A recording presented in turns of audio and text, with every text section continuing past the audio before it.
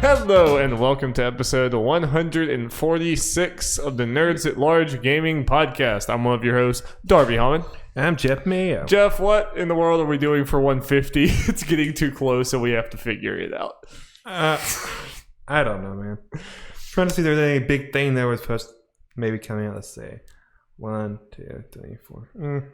Nothing really. I feel like we have to do something, some acknowledgement of the. I don't know why it's all arbitrary bullshit. Just this number happens to be halfway to the next 100 number. Humans are stupid. Why do we value things like that?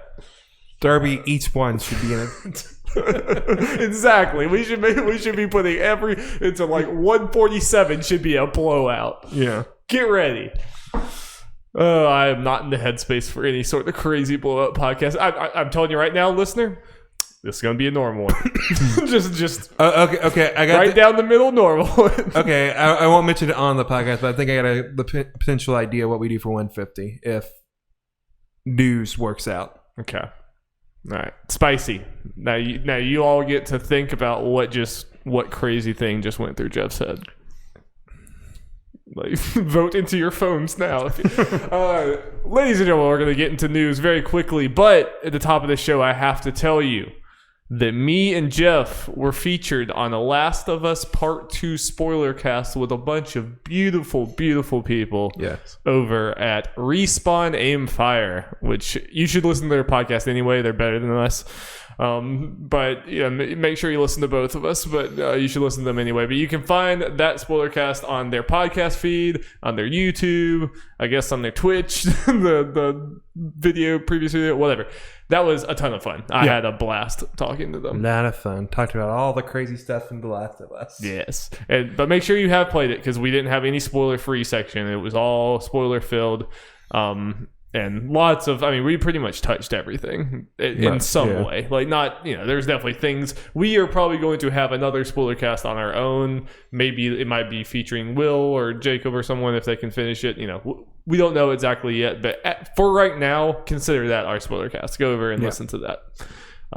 And I'll put a link to it in the description of this podcast. And it's a good old time over there. So, with that being said, that's pretty much the only thing me and Jeff have played of note. We just played a bunch of Valorant and Overwatch, but really have nothing new to say about that. So, we're just going to move right on along to the news. News jingle, Jeff. Jingle, jingle, jingle, Darby.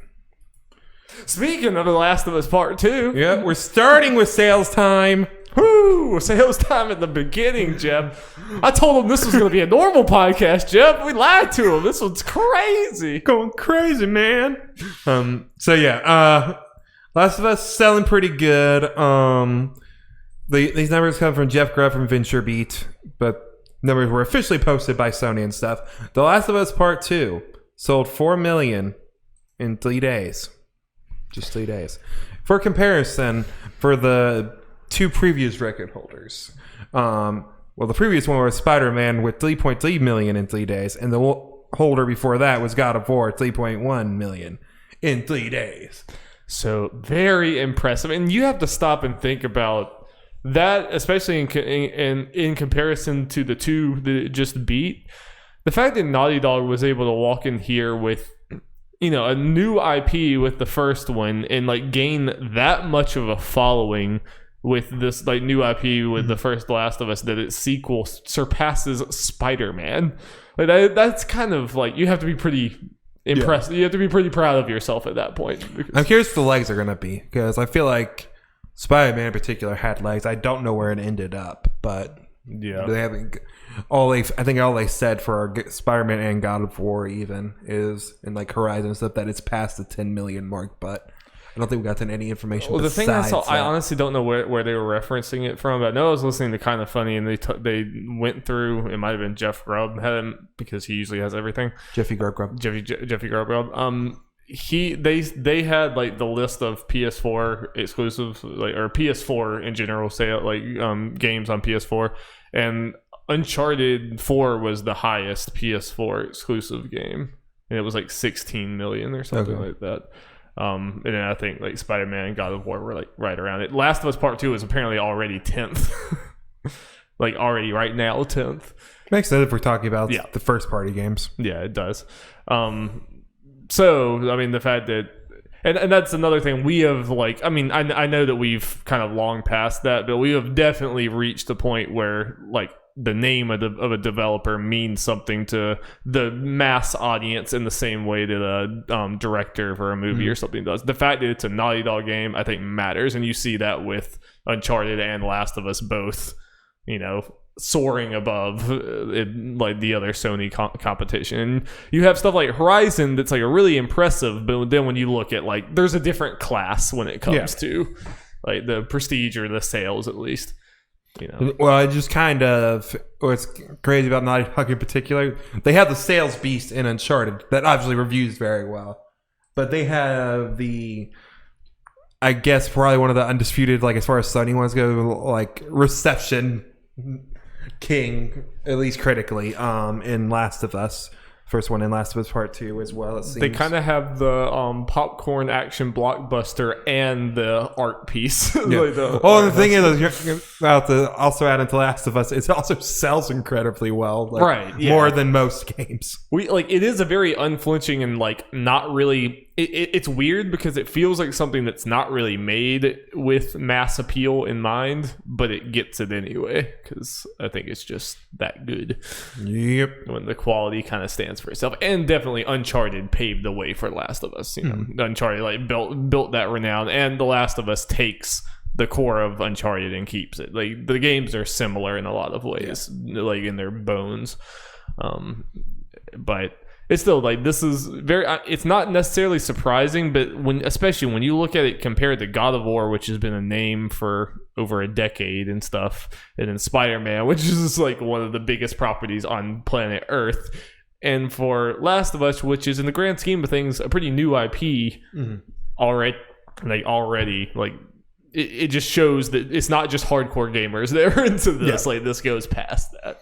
I think also, just for the sake of comparison, if I'm not mistaken, I don't know if it's not technically a PlayStation Studio one, but it's a PlayStation exclusive as of right now. I think it also beat out Final Fantasy VII.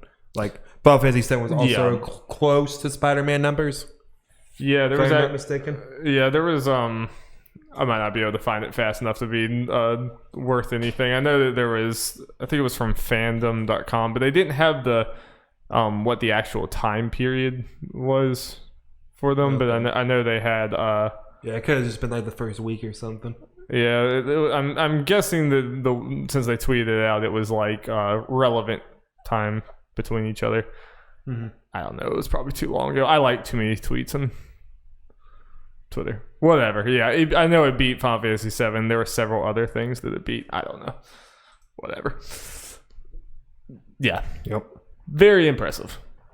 Very, very impressive. And it also shows that, you know, just the controversy and the kind of like split reception of it, at least so far, has not, definitely at least didn't stop its launch from being, you know, what it is.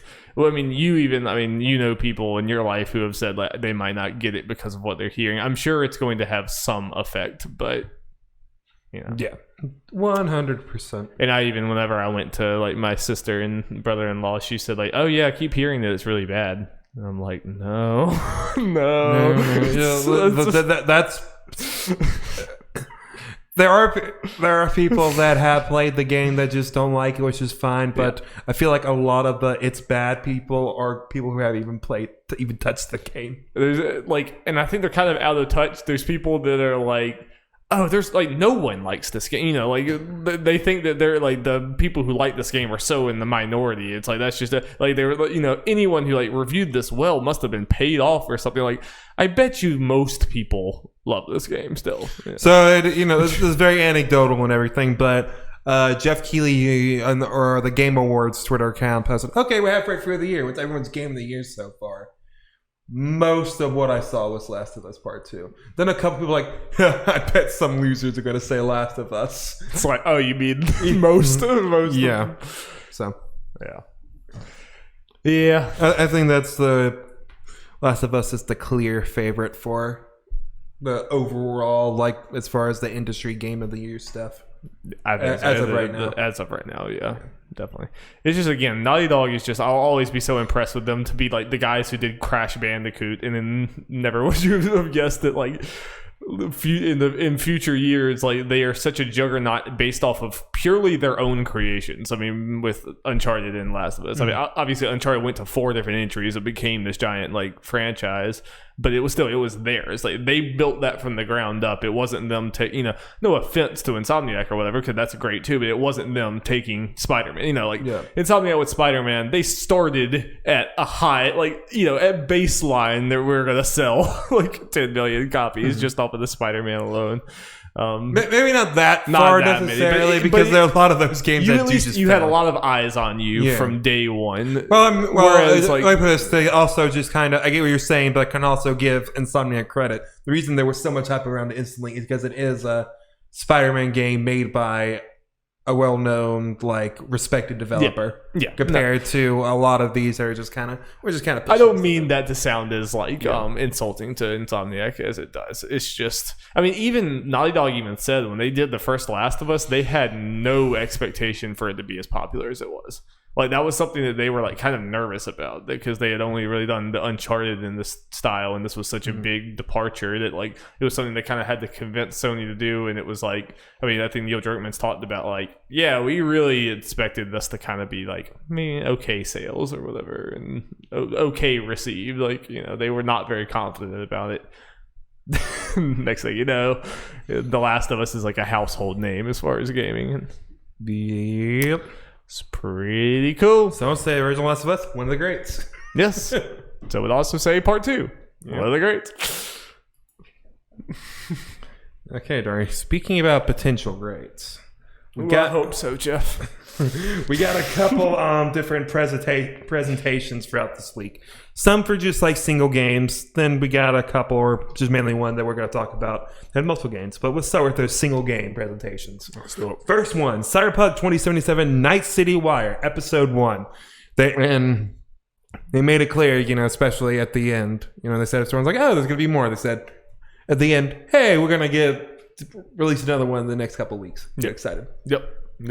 Next couple of weeks, which is cool. What did you think overall of the presentation style of this thing? We'll get into like the meat of it. Yeah, I thought it was fine as far as, especially like maybe if this was just going to be a one-off thing, I'd probably be a little more down on it. But the fact that they said, oh, they're doing multiple of these, and the next one's coming in a couple of weeks, like, okay, we're probably going to get at least 4 or 5 of these things. I'm like, okay, this is good for a starting thing. Just kind of show off a little more Cyberpunk and get us introduced to a couple things. Yeah, it definitely felt like a very in-house project from a studio that's probably not super used to doing this marketing type thing. It wasn't like the buttoned up super professional thing of like a Sony, or like some big giant thing. This definitely felt more of like, they went to their internal Cyberpunk people and they're like, hey, put together this weird podcast, this weird kind of like video episode thing, and they're like, okay, never done that before, but let's try it. And yeah, I think overall, like you said, it was okay. Certain things they spent too much time on, like at the end, the whole brain dancing thing, I think it was cool, but definitely in the context of that presentation, it got to where we'd be like, all right, where are we going with this? Let's move on. Yeah. But the actual meat that was in there, I think, looks very, very, very cool. Yep, trailer looked pretty dope, and made it clear that, this is only like the prologue or opening hours of the game, which I imagine that it was opening hours means the 4 hours that the press got to play.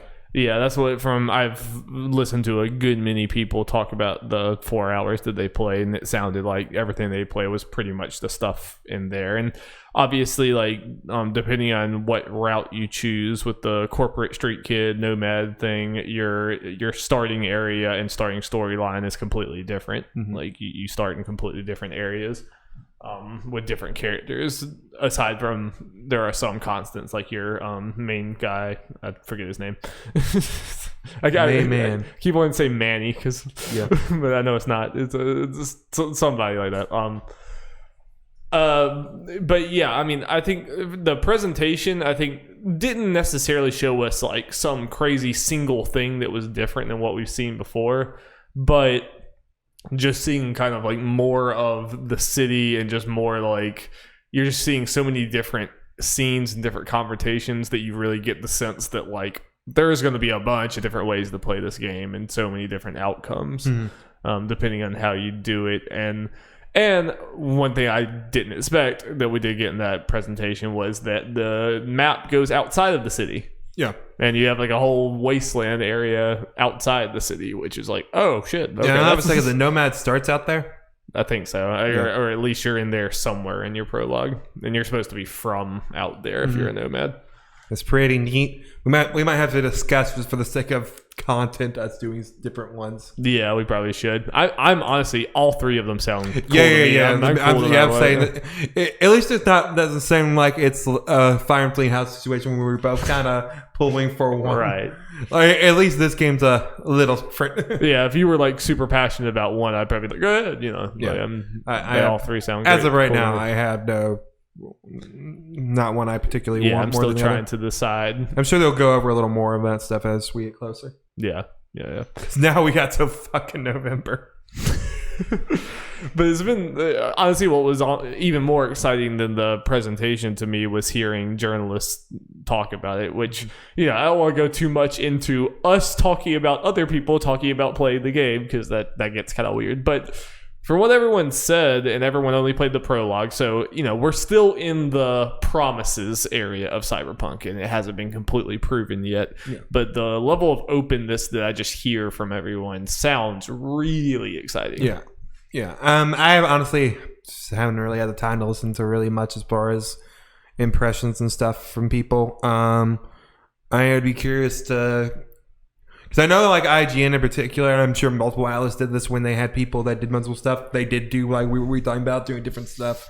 And I'm sure any outlet that did compared that knows, like, okay, this is what happened to my, as a nomad, and this is what happened to me as a street kid, and all that kind of stuff. Right. The differences and all that. Well, and I even heard, like, I listened to Alana and Blessing from Kind of Funny, and like Blessing did corporate, and I think she did street kid, and even some of the things they were talking about sounded really different. Like Blessing talked about there being a dialogue option that was there for him that wouldn't normally be, that was like he got to get in somewhere because he had corporate connections or something. Neat. And things like that, which is it's like that's gonna be so cool. And it just again, it hasn't been proven, but from just looking at this game, it feels like the spirit and like what they were going for and mostly succeeded on with Witcher, but just pushed so much further.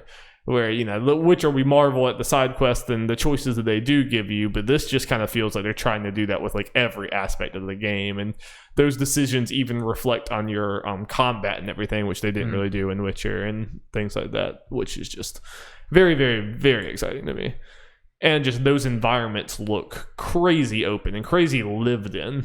When they go into, there was like a I don't know if it was in this one or another one, they like walk into a nightclub and there's just like people everywhere. Yeah. It really feels like a real environment, more so than like almost any other video game I've seen. So we need to do a stream where we do an all sandwich run. Yeah, every mission we just go and get a sandwich. They said, like, you don't have to like fulfill any of if you can just fail every single mission and be like the most incompetent mercenary in the world, which sounds like a great stream. So that'd be a fun little stream thing. May not necessarily the whole game but at least the first little bit just to see. Yeah, and we just make some buffoon looking dude just run around like, don't know what I'm doing. Oh, you want me to go kill that person? Okay, I'll go get a burger and chill. Oh, you want me to kill that guy? I thought you said get a burger and then kill you. Oh, damn it. Well, I already got the burger. I mean, where is your hype level? Near mine, you think? Yeah, I think so. There's this part of me that's like, just the promises, like, it couldn't kind of be mad. You got to keep some expectations in check. But I've seen a lot of people compare this to No Man's Sky as far as all these promises that could be broken. And, I think it's fair to point out for No Man's Sky, the developer was pretty unproven at that point. Did some stuff, but nothing of that scope. Yeah. While this is bigger scope than their previous game. Their previous game was very good. Yeah. What they're doing is just them expanding on what they did previously. I agree. And to be honest, they've shown us way more than Hello Games ever did with No Man's Sky. There were so many things with No Man's Sky that we never got to see. They just said, "Oh, this is going to happen." I feel like Cyberpunk has shown at least some vertical slice of most of the things that they're promising. As far as I know, there's nothing else that they said that was going to be in there, and then announced that was taken out so far. So. But I mean, Cyberpunk is definitely getting to that level of game that's been so hyped up, and people have like thought up so many possibilities that. I mean, I'm sure there's going to be some moment where you get in here and it's like you're going to have to come down and realize, oh, it is a video game. Yeah. It is a video game, and I'm going to kind of see the walls of that video game in some areas. But even if it's like, you know, a little repetitive or like slightly less than being promised, it still sounds so cool. And I would have been just fine with Witcher, but Cyberpunk. Instead, it looked like they're going for way more than that, which is really exciting to me. And I've heard everyone say that like one of the biggest things I was worried about was shooter. It's a shooter, whereas Witcher is nowhere close to a shooter.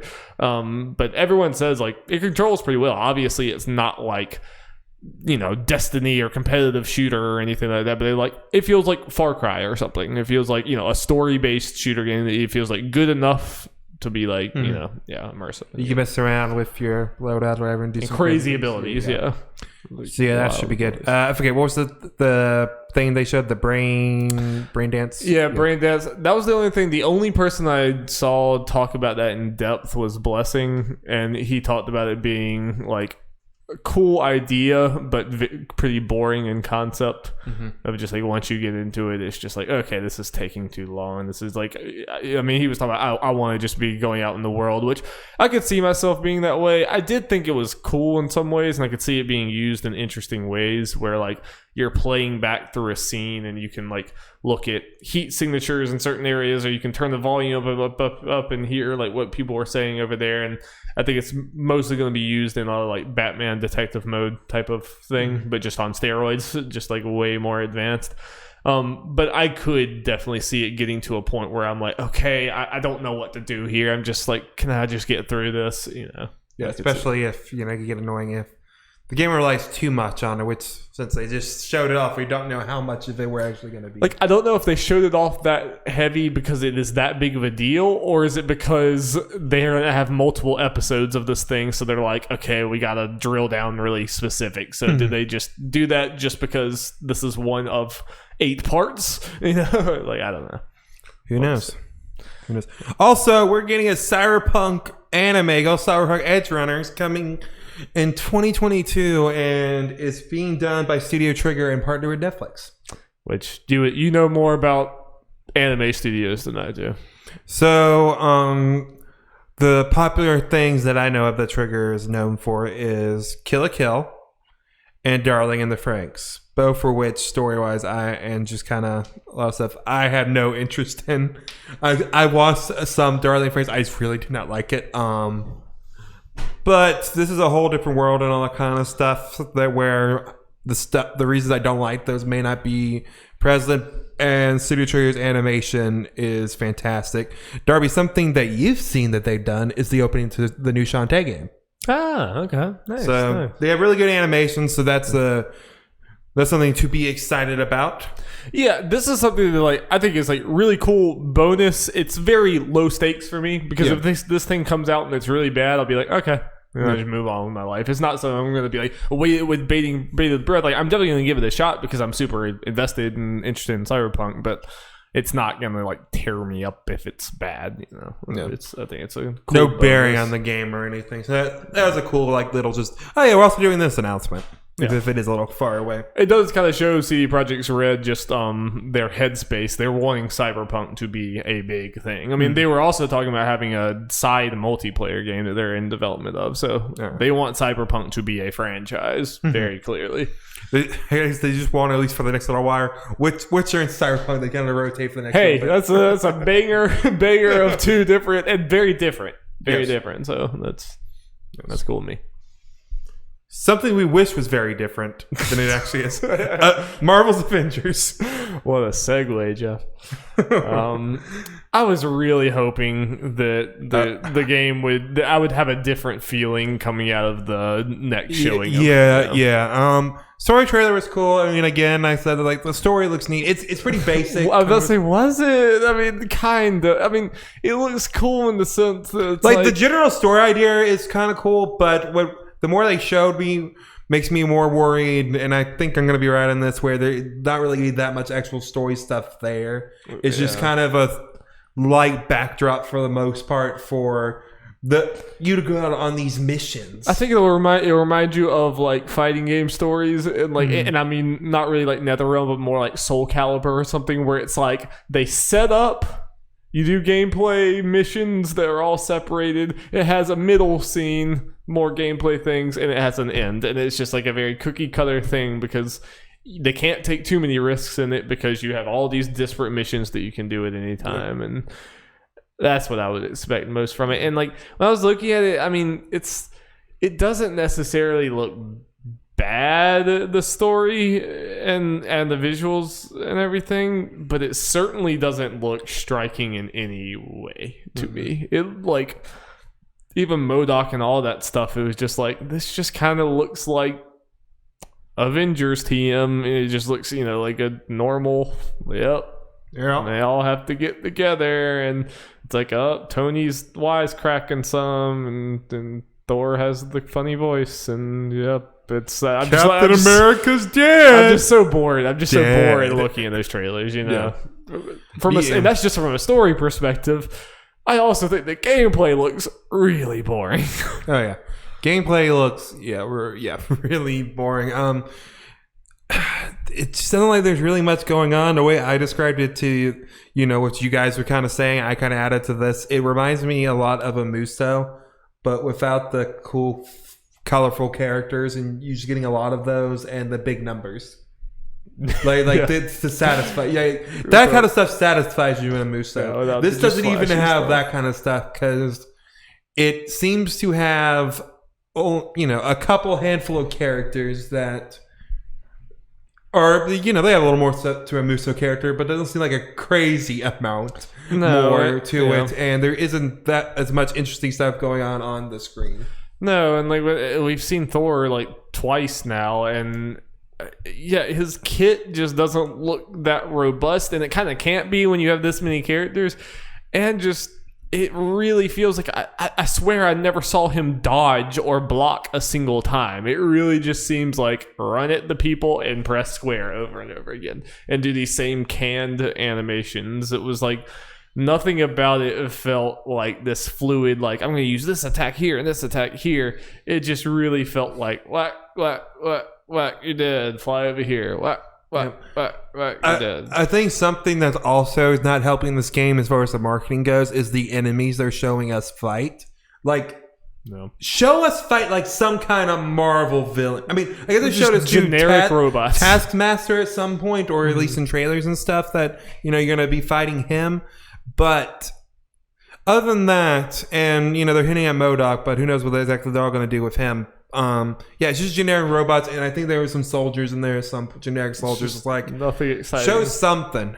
Like even the designs for those robots and soldiers are very uninteresting. In the world design, it's really not. World design in general, because and people will say, well, it's going for realism, but I would counter and say like something like Spider-Man also had realism, but it was also vibrant colors, and like simultaneously had like that comic book pop while also being realistic. Like when you're going through New York, it's just like that is beautiful. It's like vibrant colors. It like feels like you're in a Spider-Man story. When I'm watching this, just everything is just kind of drab and gray, and even from a realism standpoint, I look at a lot of these models and I'm like, they're okay. They're like there's just. It's hard to talk about this game because it's neither aggressively bad or good. It's just such a game. It's just middle of the road. A game game that will probably just like it'll come out as like it exists. That's all I'm feeling Which- about it now. Shouldn't be the way this game is, considering all the hype that's surrounding it leading up to launch. Remember how hyped we were when we saw just the Avengers logo and It stuff? was like a Square Enix, like in Crystal Dynamics, like, oh, okay. And Sure. remember the E3 conference when it's like, we're gonna show Final Fantasy VII Remake and Avengers. It's Like, luckily, the Final Fantasy VII Remake delivered. Yes.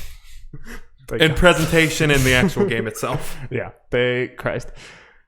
I don't know. Yeah, it's a bummer, and I'm so curious to see how this sells because it still has the Avengers name. You would think maybe it sells slightly more than you would think just off that alone, but at least just judging from our video game crowd, like no one's very passionate about this.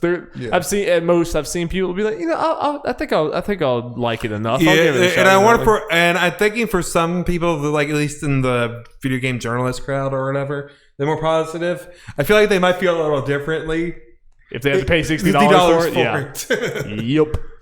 Yeah, that is one of those arguments. Like, I don't care how much you argue against it. And I mean, it's one of those. It's. I understand it. I understand it's a thing you can't help, but you need to be aware of it. Like, yeah, video game journalists are out of touch as far as like judging like middle of the road games because they all get them for free. It's like, sure, yeah, you'll go like. I'll just go like beat some people up as Iron Man and everything. That sounds fun. Like whatever. It's like, yeah, well, you got a code for it. You know. Yeah. If I had to, some people more than others, but are like that way. But yeah, so I think it's safe to say we're both out on this game unless something like crazy comes out from reviews like this game's actually the second coming of Christ. Too many other games that I want to get this year to blow $60 on nothing. Game. But again, the most interesting thing is Ms. Marvel is the main character. That is all. That's the best thing I can say about this. If I'm not going to get Ghost of Tsushima, there's no way in hell I'm getting Avengers. Because at least Ghost of Tsushima, I legitimately think is going to be a really good game. It's just I'm kind of bored with that style of game in a way. But well, speaking of disappointments, Darby.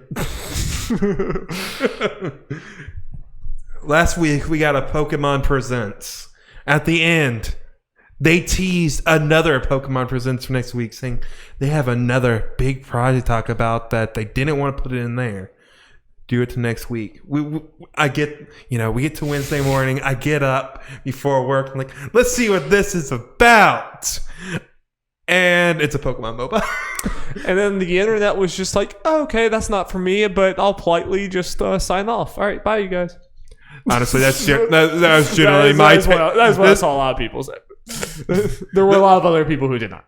Yeah, that was generally me. It's like, okay, whatever. Yeah. Especially since I was thinking there was a good chance it was a Pokemon Let's Go Johto game announcement, which I would have maybe even less interest in than this Pokemon MOBA. At least it is different from the Pokemon franchise. If this was like free to play, I'd be like, all right, me, you, and Alex, let's just jump on. Is it free to play? As far as I know, it's free to play. It's free to play on Switch and mobile. I mean, don't get me wrong, we probably still won't do that, but like maybe still. Maybe jump in and try it. You can be Gengar. I mean, Gengar's playable. Dang it. When I was talking to Alex, he said he was like mildly interested in like trying it out. It's like it really feels like they're trying to get kids started early so that they can transition into League of Legends. It's just like we're gonna try to build them up. Yeah, the closer we got to it, the more I was thinking it was gonna be something like this. Because I can't remember if I mentioned on the podcast, but Daniel Ahmad was talking like, "Oh, I'm actually going to cover a Pokemon thing." I got it. Unfortunately, I didn't look at the right wave until close to the very end. It was like, "Oh, he's doing that. There's no ways. Let's go." And just kind of left it at that. I should have been more like, "Oh, he's interested in it. Probably the 10 Cent project." It's that 10 Cent project they announced a year ago, which it was. Yeah. Yeah, and I mean, I think I don't get me wrong. I totally get people being disappointed. I totally get like, you woke up early and like after like they did all these other announcements with like Pokemon Snap, like oh shit, and they're like, but we got one more next week, and I totally get how people would be disappointed, and I think it's also perfectly fine to express like, yeah, I really didn't want this or whatever. But at the end of the day, you have to realize like Pokemon is such a fucking big franchise. They're going to diversify and spread out into as many different things as they possibly can, and not all of those things are going to be for you. Yeah, like I mean, just by design, not everything Pokemon is going to be for everyone, because that's not what they're trying to just spread all their tentacles out in every direction. And I think for a lot of people, they kind of themselves up for kind of disappointment. Not necessarily because it's not something they don't like, which, they don't have to like this, obviously, but they were getting their hopes up too much for like the Gen 4 remake. And they always will. Yeah, and I think particularly this time it wasn't going to happen just because like it or not, the Pokemon Sword and Shield DLC is their mainline game for this year. Like they're not going to have those overlap. A Let's Go game, I could have seen them doing it. I don't know if they would, but I could have seen them doing it. Yeah, that's why I was thinking that was a decent chance happening and not the Gen 4 remake. I'd be excited for a Gen 4 remake, but yeah. I'm not excited for Let's Go. Hoping for Pokken. Or my main ones, I mentioned you before, Pokken 2 or a new Pokemon spin-off, and it's something they haven't done before, which I got. It just happened to be in a kind of game I'm not really interested in. And this is probably something that will sell very well, like in China. Oh, yeah. It should make a lot of money. Yeah. So, and I saw some people point out, this isn't a big thing. Why they like it's a big thing? Guys, it's a big thing. MOBAs are huge. Yeah, it's like you don't have to like it. You gotta remember, it's easy to forget like how absolutely fucking huge League of Legends is, because us in like our specific video game circle does not mention it a single time. Like literally the only characters I know are the ones in the KDA song, because I like that song. It's like all the only ones I know.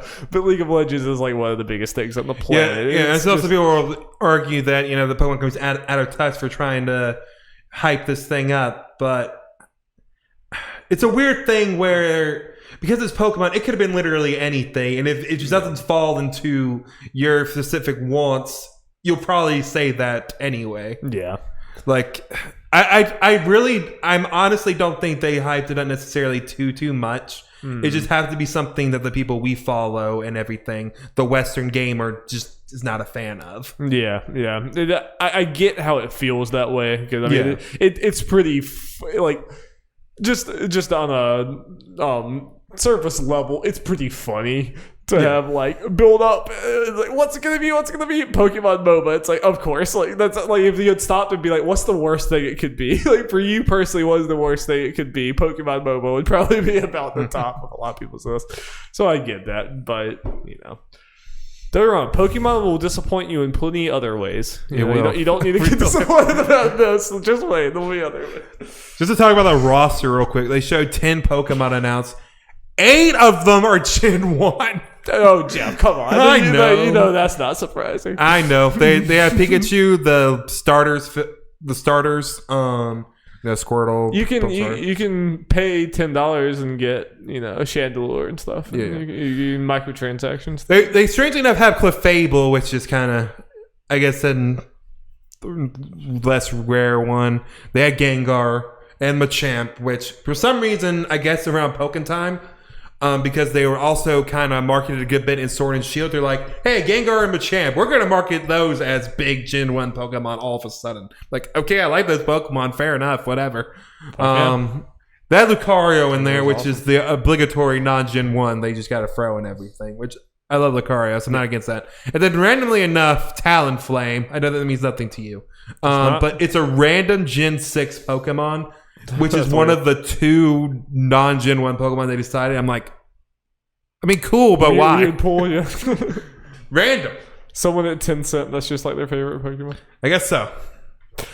I think the thing that is maybe worth like getting upset about, if you're going to get upset about something, is just Tencent in general as a company taking over the entire gaming industry. Oh, yeah. that is kind that's of, fair. That troubling. Wasn't what I saw a lot of people say. That is troubling. Yeah, that is not what people were talking about.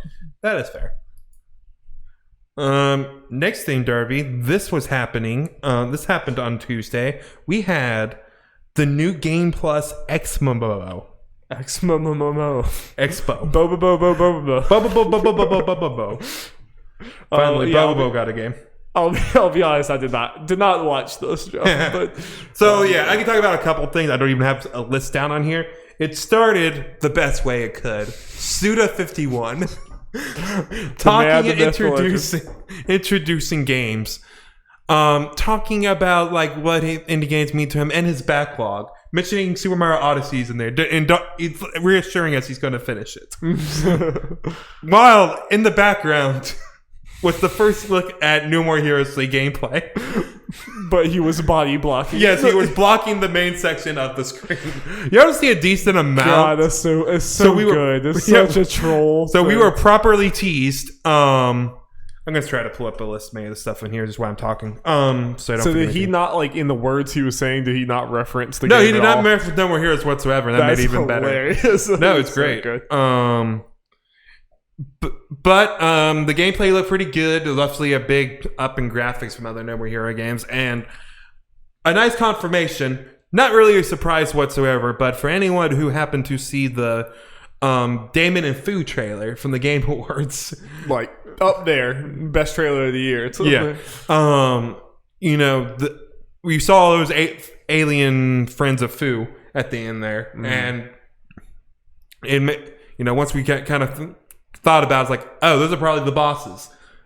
Travis was fighting one of those aliens in it, Nice. so Very nice. it was probably like the first boss you fight in this game, and so it was cool. one of those aliens. So it's like, yes, it makes that trailer better in a way that it was just that good, as good as it was, and then it's like, oh, this actually was just a story thinking about And it would have been perfectly fine if it Yeah. was just a complete fake out. But yeah, But the that fact is is that I'm going to slaughter every one of those motherfuckers. cool. I've seen multiple people, myself is included. It's like, I'm not going to play this game, but like A+ marketing so far. Yeah. It's like he's fucking killing it.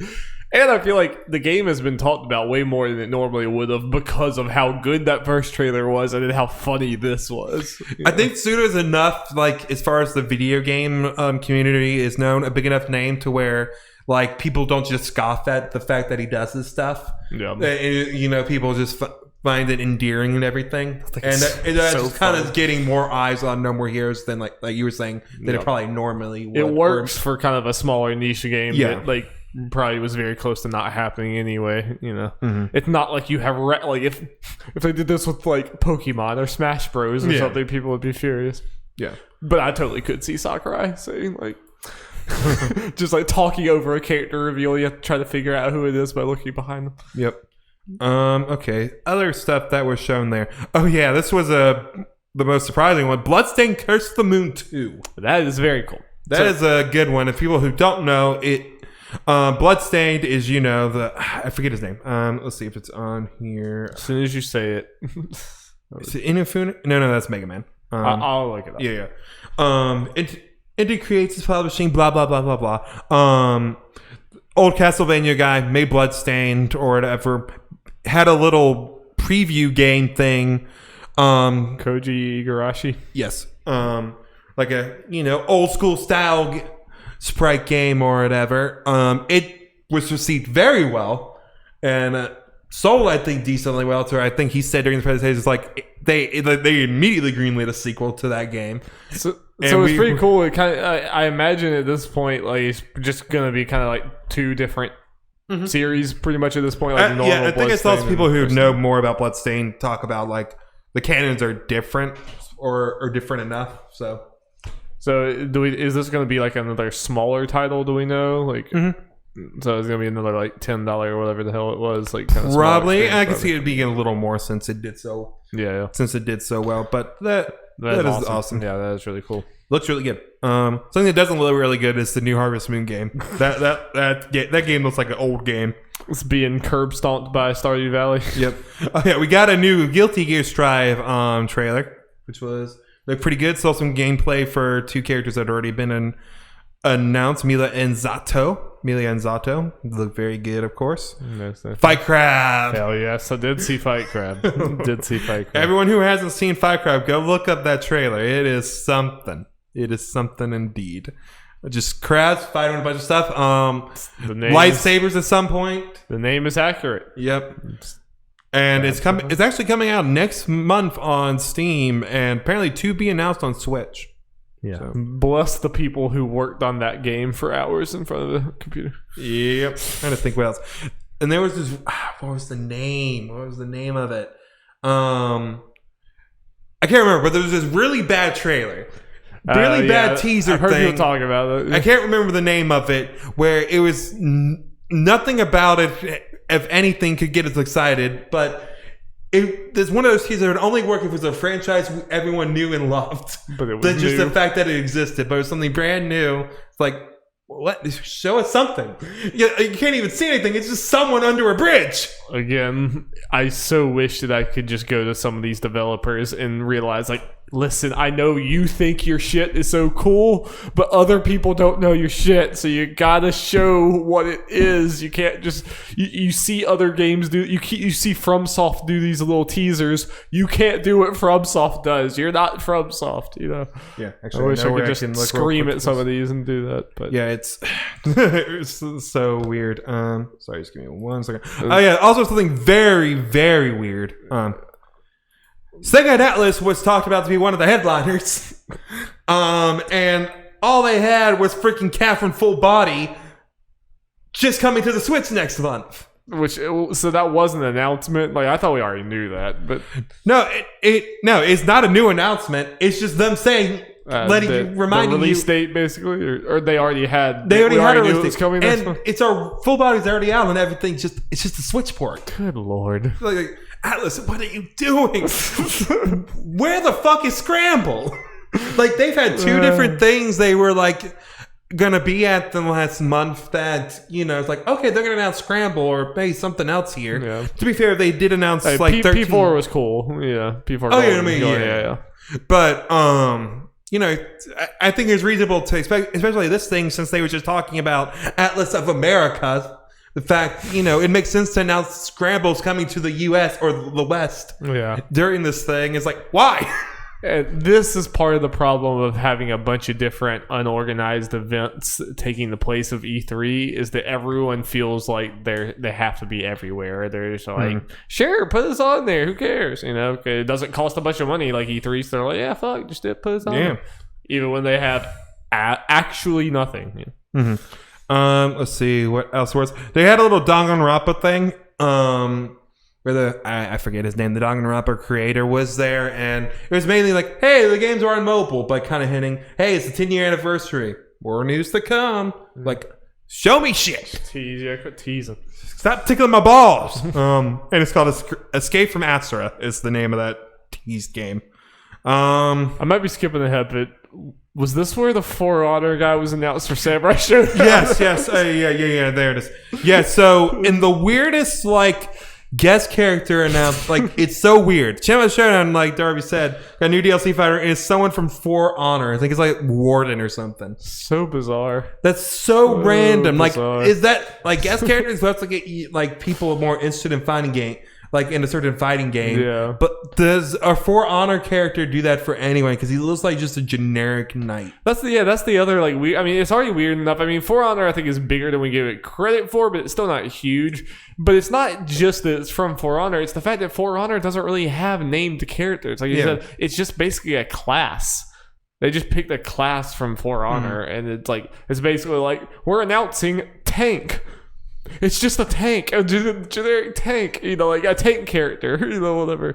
It's bizarre. It's weird. Yeah. And like, kind of, me and you talked about. So you had Ubisoft on the phone, and this is what you got. You couldn't. I was thinking someone. You could have come up with someone else. I mean, at least fucking Soul Calibur had Ezio. Oh yeah. That's a get. I mean, that's weird. But that's at least a name. That's like a named character. It's like cool to be. Yeah, the only thing would. Well, I guess they could have got to one of the new Cassandra. assassins. Put Cassandra in there. Yeah. I was gonna say because I don't know if the like Ezio has like a weapon that could get knocked out of their hands, because that's a big mechanic in Samurai Showdown. But Cassandra and stuff, I think they have more like swords and stuff. Like it's a big part of their thing. So they could have. Yeah, that's something so weird. It's weird. Very weird. Also, another weird thing, unless another one of these games that I missed was from them, WayForward was also talked about being one of the developers here. Mm-hmm. It was just showing off Shantae in a montage, a game that's already out. Just like Seven Tyrants. Yeah. This is the problem with these different events, is that there's just too much. There's not enough. People aren't saying no enough in these events. If it was like a Sony or Microsoft conference, they'd be like, oh, we just want to go there and show a trailer for a game that's already out. Microsoft would be like, no. Like, we have way too much. We have way too many things already here. Fuck off. I mean, like, but New Game Expo is like, oh, Atlas, you want to be here, please? Okay, yes. Yeah.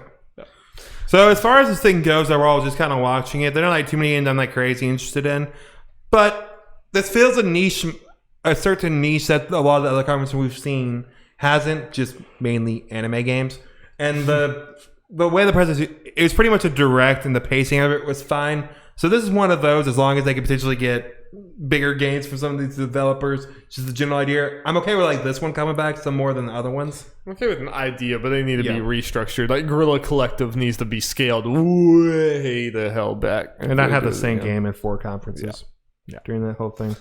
So yeah, that's my thing of that fun little thing. Speaking of anime games, speaking of anime games, Darby. We figured it was probably coming, but it still hurts. Tales of Arise is getting delayed to 2021. It's announced in a blog post the game's producer Yusuke Tamizawa, and COVID-19 was the primary cited reason, which makes sense. It makes sense that we're getting to the point where we're going to be hearing more and more about like games officially delayed from COVID.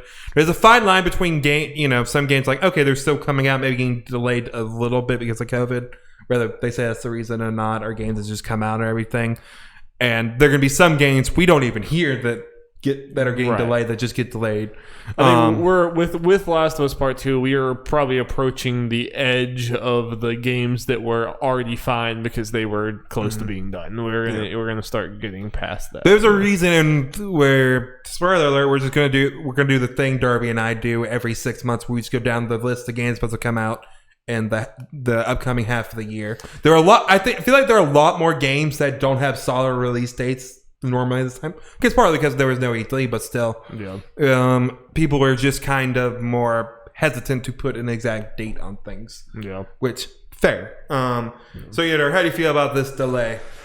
Like I said, it's not the most surprising, and at this point, we can't get too upset with any delay because a global pandemic is a pretty freaking good reason. I mean, anytime you have to delay is fine.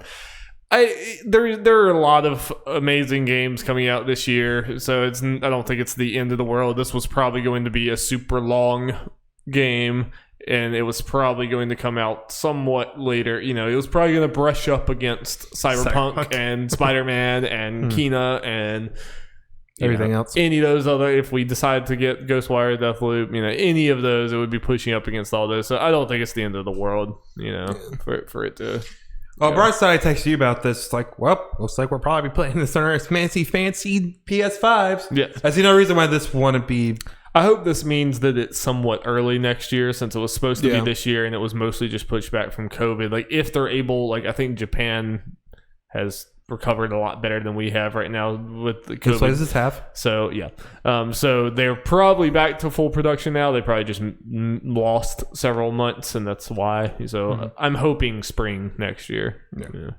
Which I think I think it's fine. Yeah. So I want to see more from the game. I do. Yeah, I do want to. I hope we see some more of it this year. I'm not sure. Maybe Tokyo Game Show or something, but that's in August, right? It's not long. Not long. Yeah. Hopefully, I mean, even if it's delayed, unless it's got delayed big time, I just we can't see a little something. Yeah. So we saw that announcement trailer last year. Do you think we should skip the next story and maybe make it like a main topic or something next week, since we have a lot of games to get through for this 2020 thing? Sure. If you think, I figure this could be a long discussion. So, Darby, this is kind of our news rapid fire thing, but it all happens to be about very similar things. So we're calling this "Everyone Gets a TV Show." And you get a TV. Look under your chairs, listener. There's a TV show just for you about your life. Yes, be scared. The cameras are gonna follow you when you poop. Anyways, so yeah, we had a couple TV show and anime show type things. The World Ends With You is getting an anime. They've kind of been hinting at a new The World Ends With You announcement for a while.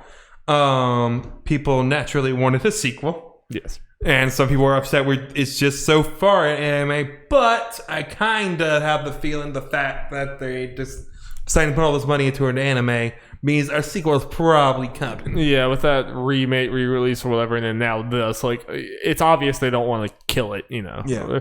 And I do think, I don't know a lot about the world it ends with you, but I know I really like the art style for it. So I wonder if the anime will like reflect that art style in some way, or if it'll be more generic anime look. I don't know. I don't know. I guess we will have to. But I really don't know a ton about the game. I'm very curious if, because I don't know how the game ends. I know the general stuff about the game, but I don't know. I wonder if this is going to be a retelling of like the first game story, or if it's going to be like maybe an in between one and a potential two. Yeah, we don't know when this is coming out, so it'll be crucial to you understanding too. Kingdom Hearts. I'm surprised Kingdom Hearts hasn't done that yet. Have an anime. Oh, it's coming, Jeff. It's coming. But it's going to be live action. Oh, God. With Leonardo DiCaprio playing Sora. Okay. You know what? It could be worse, people. Disco Elysium is getting a TV show. Apparently, it's being rent. The showrunner or whatever is the producer of the new Sonic the Hedgehog movie. Oh, weird. This could be really cool. I kind of hope that it takes like the Disco Elysium style and themes and stuff and everything, but kind of like takes it in its own direction in some way or something. Because I could totally see this becoming something where like people who love Disco Elysium were like, yeah, I'll just play the game. I don't really need the shit. Like I hope that it takes the very unique, storytelling and the kind of the themes and issues that it touches, and I just hope it's different. You know? I guess that's what I'm getting at. Mm-hmm. Do we know? So this is a live action thing, is what we're assuming? I assume so. Yeah. I guess there isn't for it. Weird. It couldn't be. I'd be interested to hear Jacob's take on that. I should play that game. Yeah, I got it on my computer. I need to play it. Maybe with all these games, maybe the hole that Cyberpunk is leaving opens up. There's definitely going to be a time for me and you, I think, coming pretty much starting, well, I guess starting after Paper Mario, I suppose. Starting after that into the fall, we don't really have much, nailed down. I mean, Microsoft could fill a little bit of that slot with some Psychonauts. Yeah, there's probably going to be something, I'm sure. But okay. Final thing is, I guess you haven't looked it up. We got a little sneak peek of the Cuphead animated show that Netflix is making. Which that's very cool that's happening. Yeah, I have not seen the. It's pretty neat. The animation looks really good, and they showed off the voice actors for Cuphead and Mugman, and showed all that. I was like, I'm interested. Yeah, that's the one that seems like no brainer. Do that. I could see that show becoming more popular in the games if it just hits the right momentum and gets popular with kids and stuff, or gets picked up by. Well, they're going for the old classic cartoon thing. So this is one of those shows where it's like, for it, I think, to really succeed, it's a lot more adult in nature than it's looking like, or I thought it was going to be. Like, it does really well with kids as well as adults. Partly from a nostalgia thing, but because it also inserts those couple of jokes. Hey, adults! You know? But, well done. Mm-hmm. I have faith in this show. I'm excited to... We need to get back to playing, continue our Cuphead. We do. I was enjoying it so much. It's just so fucking brutal. It's just like smashing... Like, so often I just get home from work. It's like, I don't feel like you're going through this gauntlet right now. Yeah. And it is hard to pick back up when you haven't played a long time. So, for our co-op run, I don't think we're that far into it, so I'd be up for us kind of starting over to get back. But it's so hard. But it also might be harder to not start over. But yeah, exactly. But if I keep starting over, I'm just never going to beat this game. We'll just have to dedicate ourselves to doing it. I think you can go back and play old ones that you beat. Yeah, so I might just do that. I might just do that instead. I might go practice and warm myself back up by redoing one or two bosses, but not starting all the way over. We should do that. You ready for the show, Yeah. Yeah. Cuphead, great game. Great character in Smash. I wish. The me abomination. Man, at least him and Sans Mikasa looks good enough. Yeah. I just wish, just a small little rant. I just kind of wish the cool costumes that actually look good, the Sans, the Cuphead, and the Vault Boy weren't all me Gunner. Yeah. I just never want to play the Mii's in general. Jeff, I want Shantae in that damn game so bad. I think that's my number one want right now. As far as a Smash character, which is not something I would have thought at some point. Well, Min Min crushes the spirit rule. So Shantae's back on the tape. Back on the table. But there's the whole, will Sakurai played an indie character in Smash, especially since Shovel Knight and Sans and Cuphead. We've talked about it a lot of times, but I think Shovel Knight killed all the chances. I think. But, you know, I have the opinion that potentially if they just decided on Sans or Cuphead, I would be like, okay. Yeah. But the fact that those are also on the table, I'm like, I can't see an indie. Don't think Shantae would survive that cut if those didn't. Yeah. Well, Sakurai's a big fan, which, you know, you might be. Which Sakurai being a big fan means a whole hell of a lot until you like get a character in there. So yeah, it matters. Well, Jeff, let's move into the main topic. Speaking of 2020 games, it's that time of year, Jeff. Time for us to look ahead and see how our wallets will fare in the second half of this year. Probably not well. Well, we got a new fucking console. Our poor wallets. Our poor wallets. Yeah. They didn't deserve this. Yeah. So, what are we about to do, Jeff? Well, to go through a list of games that I kind of curate. We're not going to go over everything, just kind of more of the main things I know we're interested in and all that. Going to talk about, you know, what are our hype levels for this game, if we're going to get it. And we kind of talk about if it's going to be like a day one, is it going to be like a rate for reviews, wait for like Black Friday sale, yada, yada, yada. How we think the game's going to fare critically and commercially and all that. You know, all that kind of. How many dogs will be in them? How many dogs? Can you pet those dogs? Will we be able to kill them like in Last of Us? But Darby, I think it's nice. We're going to be starting with a game I'm pretty sure we're going to get. And that's Marvel's Iron Man VR. Well, I am going to mooch off of my good friend Jeff Maya. Yeah, which is coming out July 3rd, which is this upcoming Friday. I forgot that it was this close. Wow. So I'm excited for that. Yeah, I'm very excited for that. Yeah.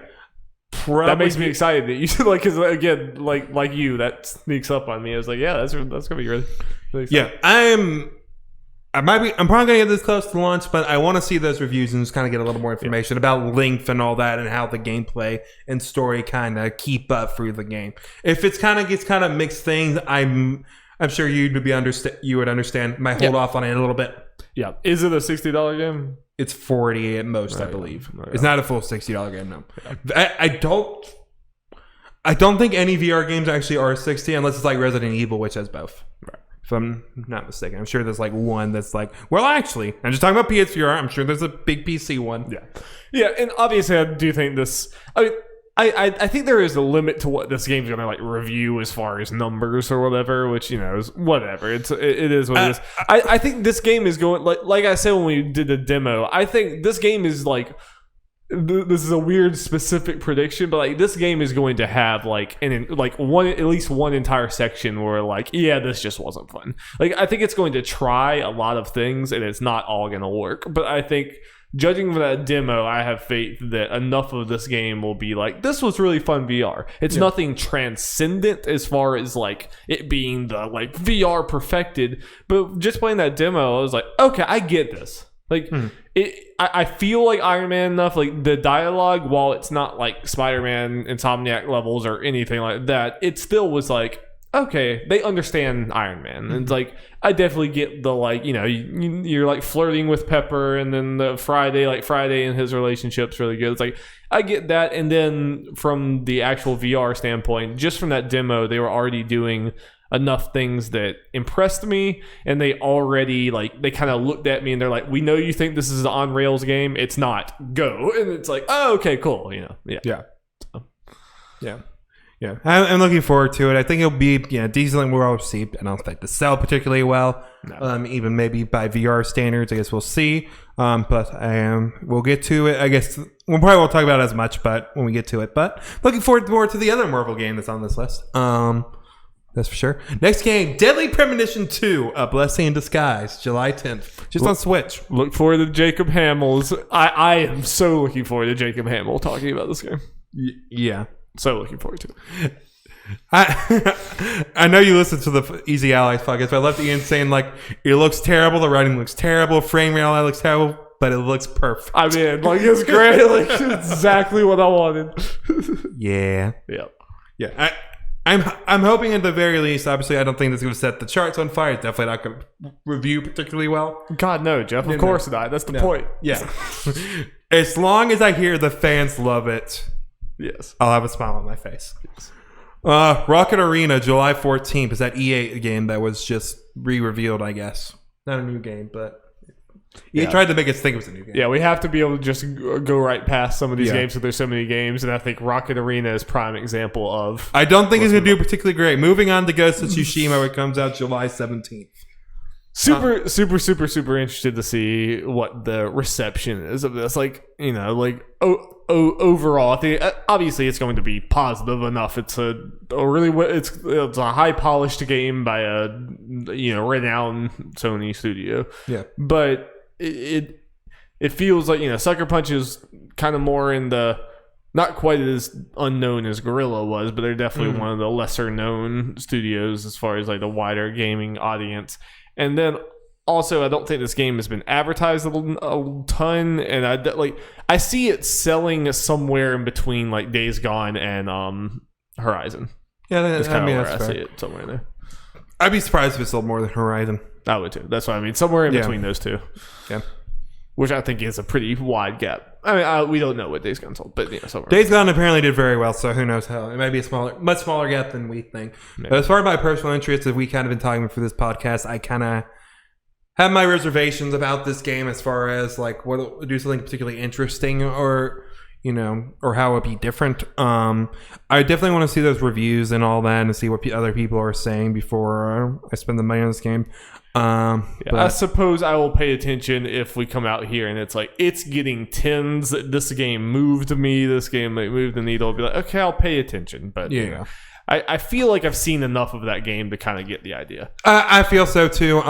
But I will say, as far as me potentially playing it, the chance increased is at least kind of in proximity of launch because Cyberpunk got moved back, and that just leaves a giant hole as far as the release dates we have for right now.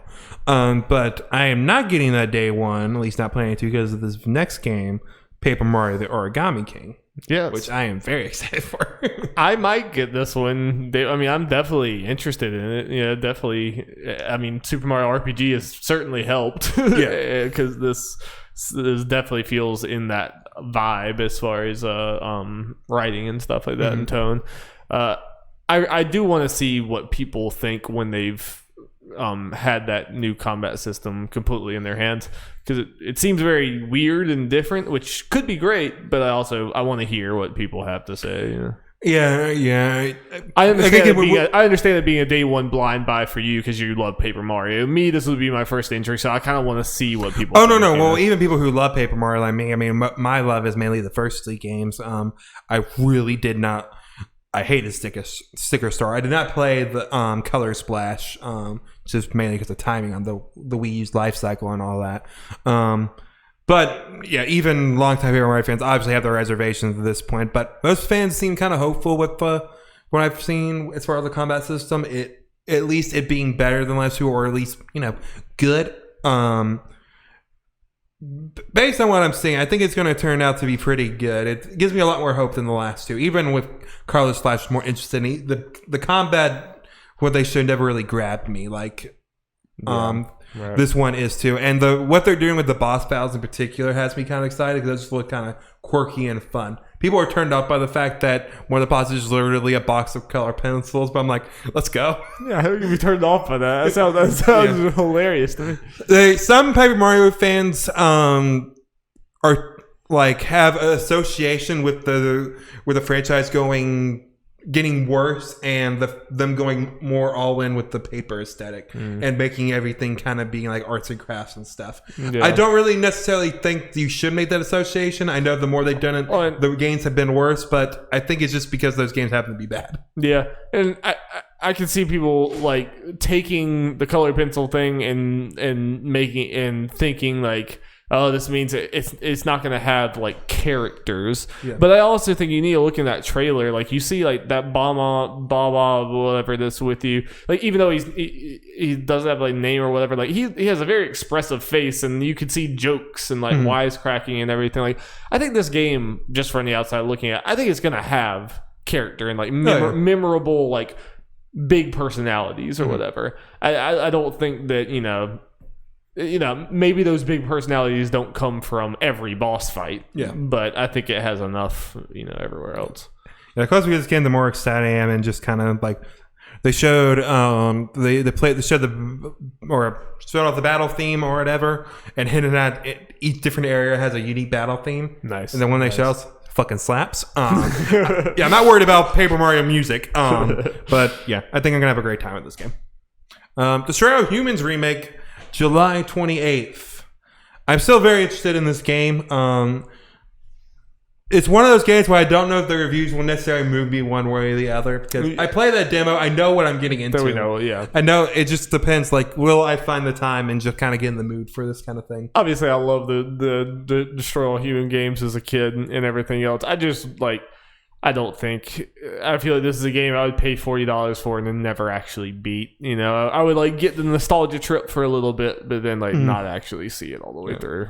It's just, that's the thing. Odds are for me, if I do get this game, it's going to be me waiting until Black Friday, when it's probably gonna be like $20. probably same.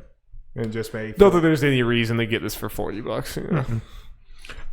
Next game, Fairy Tail, July 30th. Never bet against anime, Darby. Shall we move on? Shall we?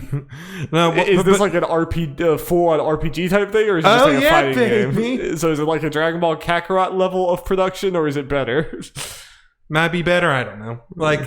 Okay, I think it's a middle ground where it's not as good as the best production values in Kakarot, which it at its best is fucking amazing. Yeah. But I haven't seen anything that makes it as low as Kakarot's low points. Gotcha. But it has special features, Darby, like swimsuits. Is it? I was about to say, is it anime titties? Is the special feature anime titties? Fairy Tail has plenty of anime titties. But what doesn't is Scully, which comes out August 4th. It's that Konami published little indie game. Right. Like the little 2D platform thing. Yeah, it looks neat. Neat, It's one I might keep an eye on. Yeah. See what people think about it. That's a nice keep your eye on. That's the stamp. Yep. Now, Darby, we have to keep an eye on this one. Fast and Furious Crossroads on August 7th, baby. Okay.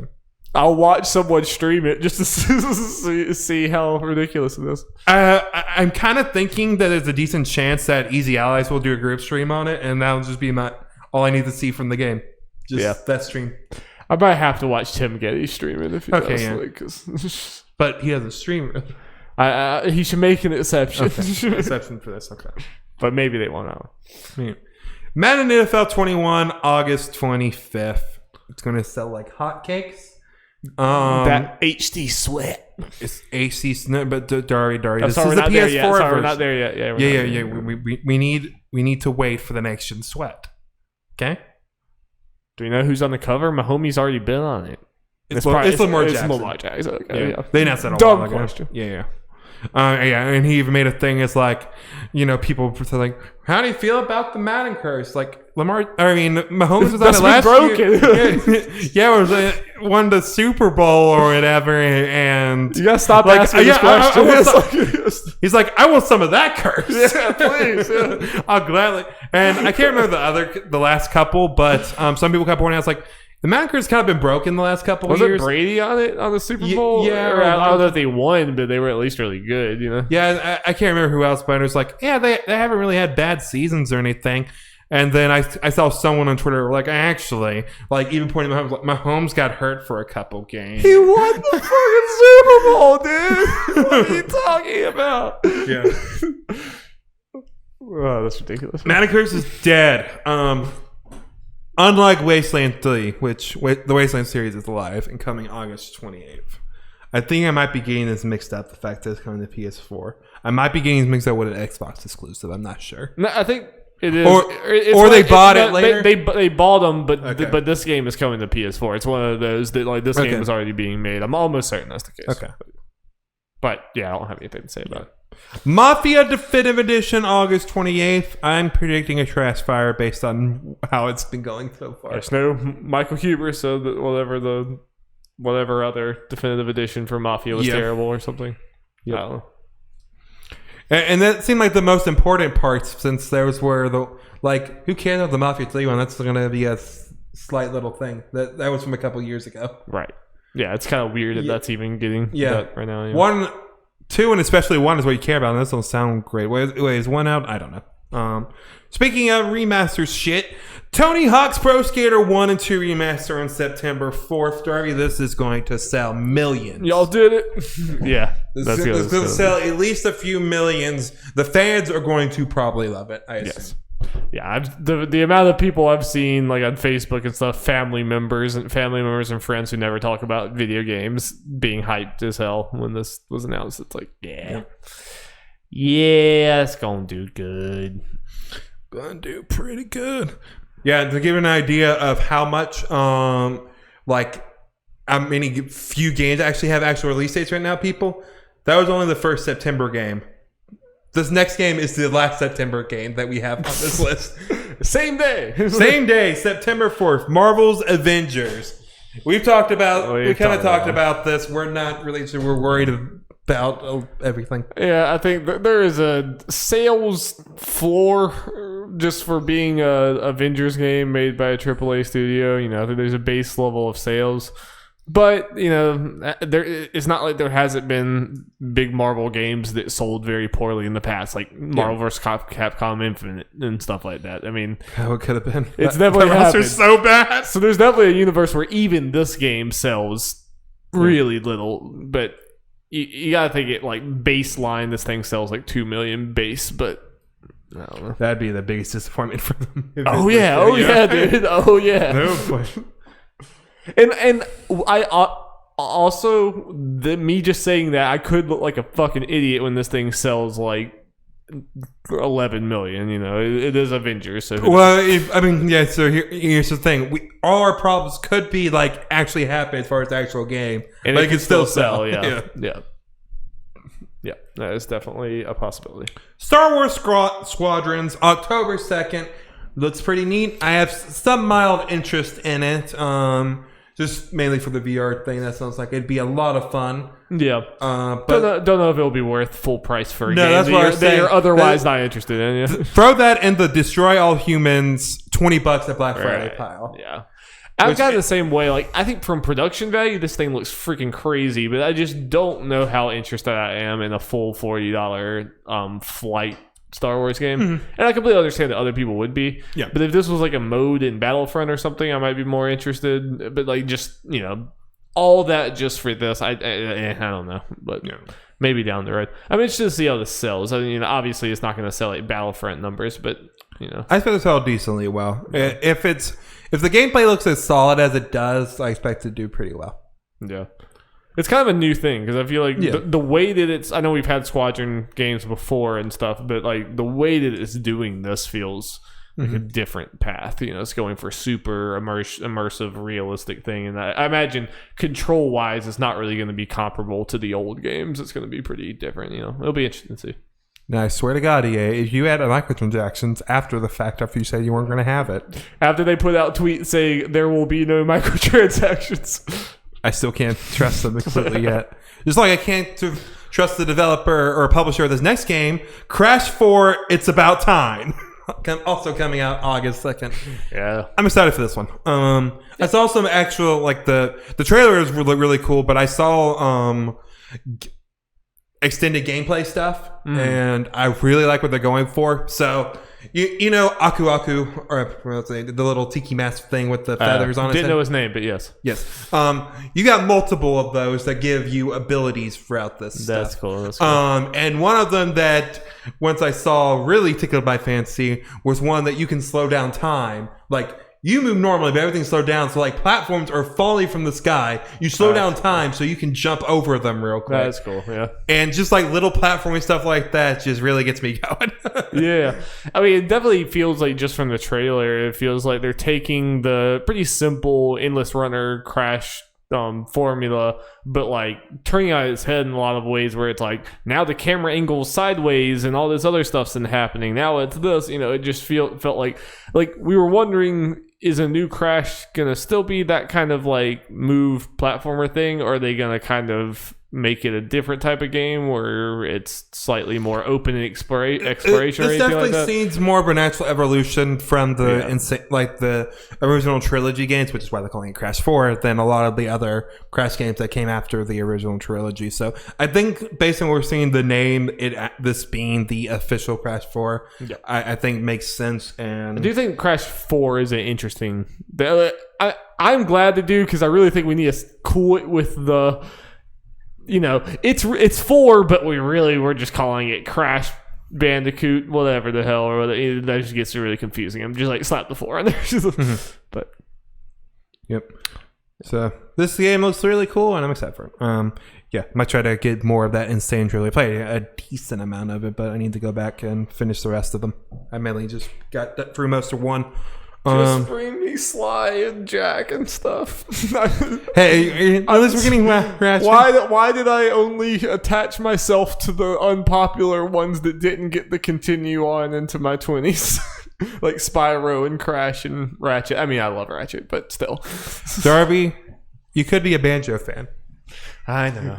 I guess he made the Smash. I got that going for me. At least I did get a new Sly game in my this life. Decade, it did get its revival. It just ended right there. And on a fucking cliffhanger. God damn. And said developer is now owned by Facebook. FIFA 21, October 9th. Well, let's move on.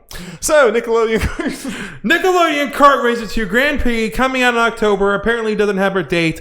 Let's go, baby. This looks better than the first one. That's all I got to say. The roster and the track, as far as track numbers, look a whole lot better. Yeah, it could be kind of fun. Yeah. Oh, yeah. Definitely not buying it. Yeah.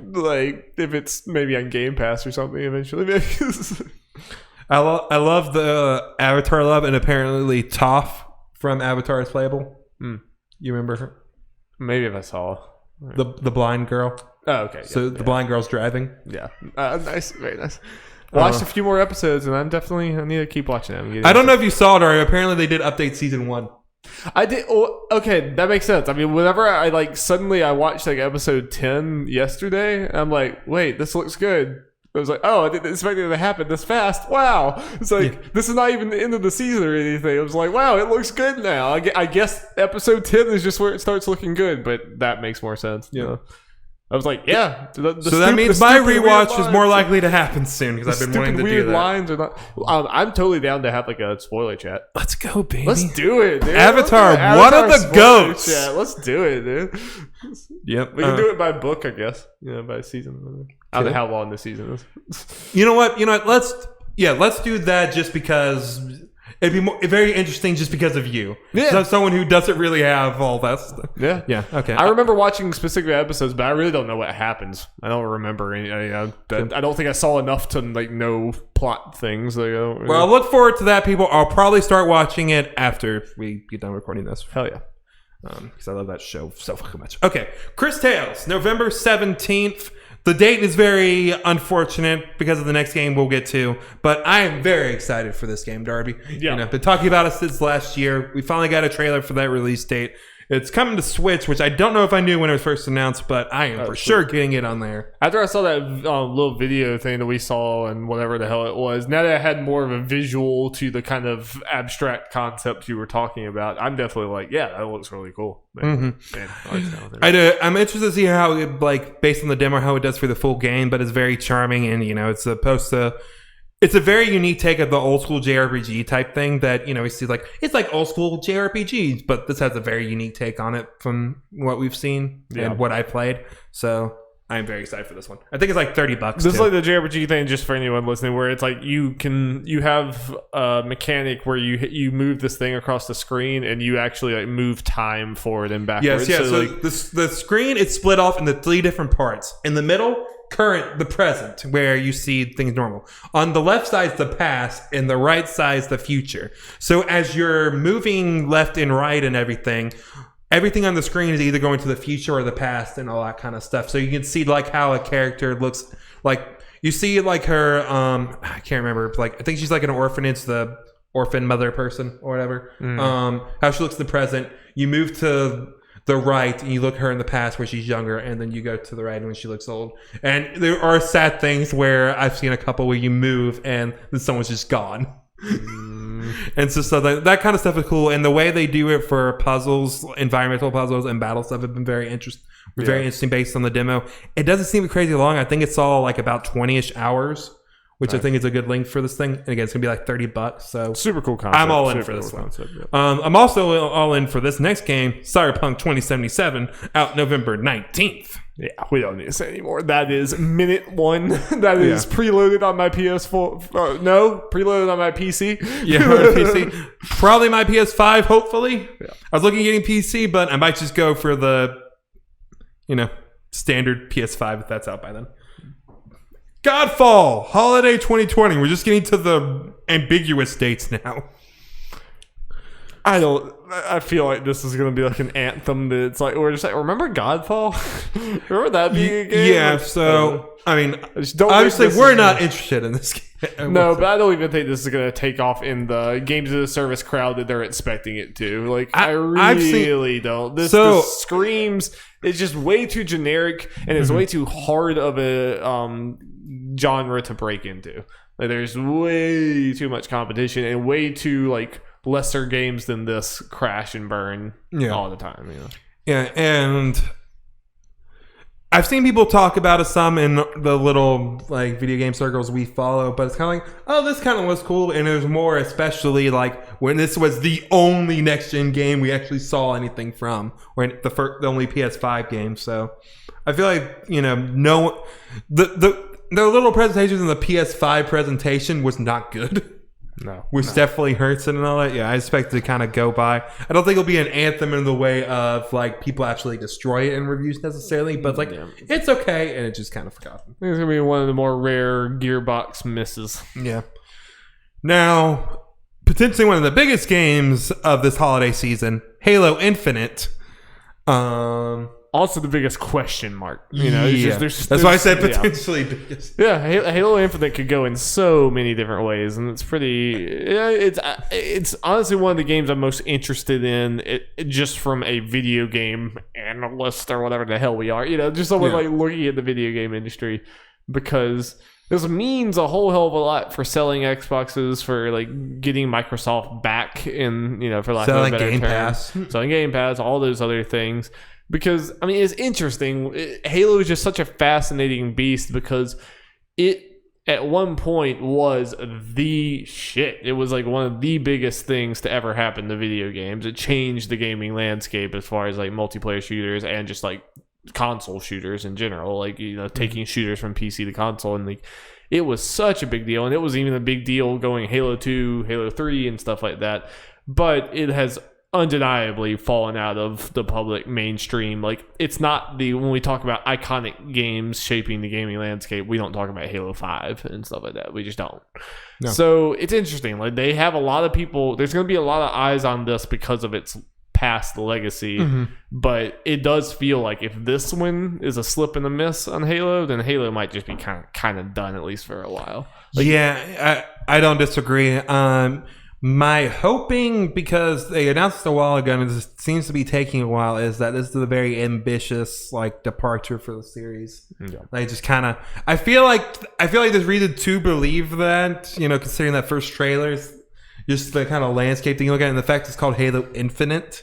I know, might be looking too much into that, but no, that's what they want you to be saying. Yeah, I think that is definitely what they want. But this is, I think it's safe to say this is one of the most important games in Microsoft's first-party history, for sure. I don't think that's hyperbolic at all. Yeah. Yeah. Like, this game needs to do it. I want it to be really good. I want it to be kind of like a God of War type thing for me, where it's a series that, I always respected and everything, but didn't exactly grab me. But then it kind of did a kind of soft reboot kind of thing where it just did something completely different, but it just grabs me. I want it to be that, especially since, I'm assume you're going to at least try it out. unless it just looks terrible because especially with Game Pass. Yeah. No, I will like, even if the reviews are bad, I will try this. Like for free. I mean, especially we have a gaming podcast. If I can get Halo Infinite for free, I'm gonna try it. Yeah. And depending on time, like again, I want us to come out of that presentation this in July and like, okay, I want to play this game too. I'm excited on whatever day it comes out to just on my laptop start playing that game and for us to talk about it. Yeah. That's the thing. They need to get someone like you who has zero attachment to Halo whatsoever, and need you just like you have zero attachment to God of War and get you to go. And I hope it does that. It worries me that second time we saw the trailer, it was like, okay, this kind of just looks like a Halo 6 trailer. Like, it's like there's this whole scene of like Master Chief reuniting with this guy. It's like, I don't know who the fuck this guy is. I don't know why the hell Master Chief is out here, because me, like many other people, have not played a Halo since Halo 3. And that worries me. It needs to be, like you said, more of a God of War type thing where it's like, we're not rebooting, we're not ignoring the past, but it's going to be something that you can jump in here and it makes sense. And Here you're saying from a story perspective, I have no idea if that character is supposed to be someone we knew or everything was referencing it. I didn't hear anyone really say that, so I don't know if that's the case. But again, I'm kind of like, I want to take the parts from a gameplay standpoint as well and everything. Got no reason from that trailer to think that that's not happening, at least. Right. So can't wait for that Halo Infinite blowout this upcoming month. So, also, a game we're probably going to get a blowout from this upcoming month, Assassin's Creed Valhalla Holiday 2020. We'll finally see some gameplay months after that gameplay trailer. Yes. Vikings, baby. We have no interest in this game whatsoever. It's going to sell like hotcakes. It could be a game of the year contender for a good number of people.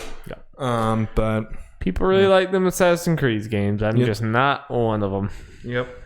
But a game I am kind of excited to play, Astro's Playroom, coming out on PS5. Just really want it to feel like just in the sense that, like, in the same way that I think Astrobot Rescue Mission was supposed to be just kind of a very simple, just whatever proof of concept VR thing, but turned out to be like the best VR game I've ever played. I hope in the same way this thing is like, Sony was like, just make something to promote the DualSense, and they're like, okay, loud and clear, we're gonna make something incredible. So I hope that they go above and beyond again, but I am definitely worried with it just being a pack-in thing that's supposed to focus on the DualSense. Like, is this thing just gonna be like 45 minutes? Is this thing, like, what is this gonna be really? I don't know. We'll find out. We'll also find out what Bugsnax is during Holiday 2020. Jeff, we might finish Bugsnax and still not understand what Bugsnax is. Are we gonna finish Bugsnax? I just think the general, people at large might you might play Bugsnax. I don't know. I mean, Yeah. Nah, I'm not exactly. Probably not for like $40, but that's a game that, like, with enough buzz from the right people, like, it could grab me. Like, it really sounds like you said if there's enough bugs for the right people. Enough bugs and enough snacks. I heard them say from a gameplay standpoint, it's kind of like Ape Escape. I'm like, a lot of people want an Ape Escape game. I guess they're just getting that in a different form. Instead of catching monkeys, they're catching snacks that are like bugs. Oh, interesting. Just noticed you have Cyberpunk 2077 on here twice, Jeffrey. Yeah, I am. Oh, okay. That one just says holiday. The other one says... It's because on some of the articles or the list things I found, they separated some games that came out on current gen and then the next gen version because it's technically a different. That happens. Deathloop, also holiday. Yeah. I mean, like, I am, like, they did everything right, and that trailer was really good to sell this game, and I love the concept and all that other stuff or whatever. I don't know what exactly is, but, like, for me, I'm not, like, completely sold. I'm not, like, day one immediately go into it. I have not really been into Dishonored or any of the Arcane games or even Prey or any of those. Like, I guess maybe I don't like the immersive sim genre or whatever. I guess. I don't know. But I've just never really, like, none of those games really grabbed me. And I'm looking at this, I'm like, this kind of looks like one of those games that's like, I understand why people really like it and everything, and there's nothing wrong with it. It's just like, I don't know if I'm gonna play it, Yeah. Like, I was interested in it, but it's one of those, especially the timing of it. I was like, I'm not going to play this game. I know I'm not going to play this game. Probably wouldn't even think about playing this game until spring has already happened, and then we'll probably be moved on to other things. Yep. Digimon Survive. It's probably not coming out this year. We haven't heard shit. Wouldn't hold your breath on that one. Haven't heard shit. So everyone, it's Digimon Survive. Once we get to our most anticipated games of next year list, 3rd year in a row. Let's go. It's got to come out at some point, right? It's the new Kingdom Hearts. As far as. Yeah, but the only difference is I'm like the only one excited for this game. The only one in the world. Yeah. There's a couple people obviously not the level of Kingdom Hearts, but I want this game to come out. Just what they showed just has me so interested. Yeah, the art style was beautiful. Yeah. And I just love what they're doing with the art style and just the kind of game it is, to make sure the strategy and visual novels. I'm like, it's one of those games, if it's done right, it's like, it's made for me. When I was looking, I was like, if I cared about Digimon at all, like, yeah, this looks great. Yeah. Ghost Runner. I'm excited for this game, Darby. I am very excited for this one. The very Mirror's Edge samurai game, pretty much. Demo is fantastic. Everything they showed, and the Guerrilla Games, I think that was when they showed it. The new trailer and the gameplay from then, it's like, okay. My kind of worries of it not having, maybe losing variety, I felt a lot better about it. Yeah. I also thought it looked really, really cool. It's basically like a puzzle game within an action game. You know, it's because one hit kill thing. So it's like you got to move at the right rhythm and do all this. Dodge at the right time. Got it. You just got to keep on going. Got to know where you're going. So gameplay wise, definitely very interesting. Mm-hmm. And made by like one dude in it, which is pretty wild. Or was that not that one? I don't know if this one's only made by one dude. But a game I know is not made by one dude is Kena Bridge of Spirits. Fuck yeah. Coming out this holiday on the new fancy PlayStation. Definitely, if I'm picking like some of my most anticipated ones, which we might do at the end here or whatever, this is definitely way up there for me. Because like that trailer was good enough to make me like, yeah, I really, really. I'm glad that, obviously for us, there was a big hit with us. But I'm glad to see it just kind of like with people in general, like people we follow in general, that it was a standout for most people. It's hard to understate how important it was for that developer to be in that Sony conference. Yeah. Like this game would probably, the same trailer could have featured somewhere else and like people nowhere near as many people would know about it and it would probably sell a lot less. I think if it was like at some of these other conferences, it would still get some buzz, but obviously. But not like that. Not to the level of this. I mean, like, I think the trailer for it has like hundreds of thousands of views and everything. Like, I think it's millions. It might have millions. I'm sure the developer is like losing their mind over that. Yeah, that would be. So yeah, we are very excited for this. We're just worried about when exactly it will come out compared to other games, like Spider-Man Miles Morales coming out this holiday. Very excited for this one. I have to imagine it's coming out the same day as the PS5, so it might be the first game I play on there. So I'm very, very excited about it. This will sell like hotcakes. I'll be in the middle of Cyberpunk, but I'm probably going to play this. I played the original one with my sister, so I'm probably going to play this one with her too. So I'll probably play a lot slower than you. I'll be walking over there, but that's okay with me. I'm not as attached to, like, I love the original Spider-Man, but everyone else, like, it's the top of their PS4 list. It's not quite there for me, but I do like it a lot. But I am perfectly fine with going through Miles Morales, like, slow as with my sister. I'm perfectly fine with that, and it's gonna be a shorter game anyway. So. New Call of Duty, top selling game of the year, review pretty well. Yeah, just new Call of Duty. No more Heroes 3, baby.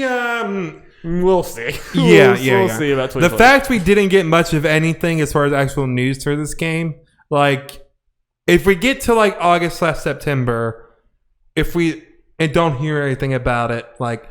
There's rumored to be a Nintendo Direct in September around there, which makes sense, If we get that Direct and there is no more Heroes 3 news, there's absolutely no way it's coming out this year. I'd probably agree with that. Which, they're a pretty small team, all the stuff's going on. It makes sense. They even made a joke in the Game Awards trailer. It's like, 2020? Yeah, right. We hope. For sure. Yeah, we hope, yeah. So, it's always seemed like a game that might have been pushing it close, but after all of this, it's who knows. Yeah. But I am very excited for it, so let's go, baby. The fact that it's happening at all is pretty exciting. It is. And let's see. Gods and Monsters supposed to come out this year, as far as we know. PC, PS4, Xbox One, Switch, and Stadia. Yeah. And also, thanks, Stadia.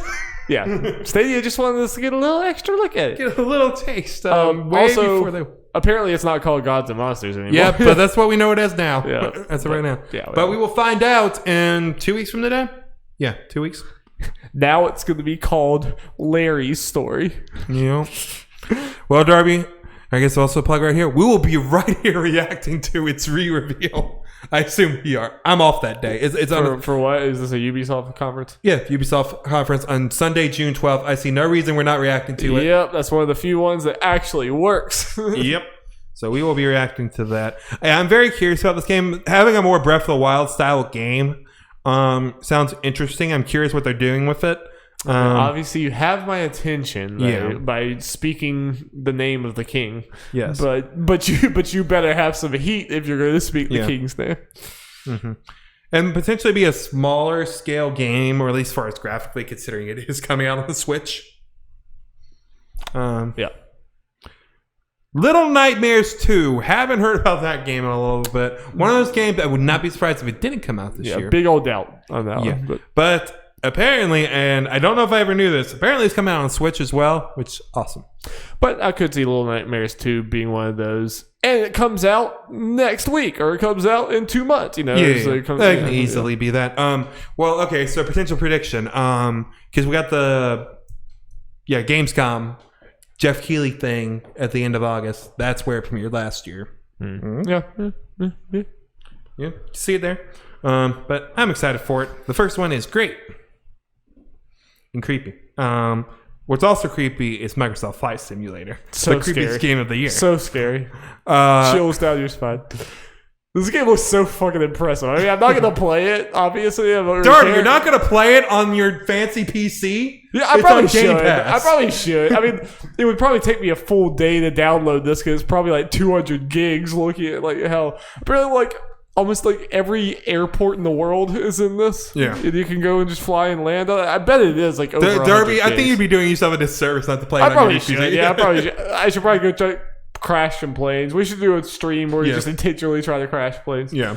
Yeah, you're right. I should play it. But I mean, legitimately. Yeah. I mean, it's obviously not my jam, but it is impressive as fuck. Yep.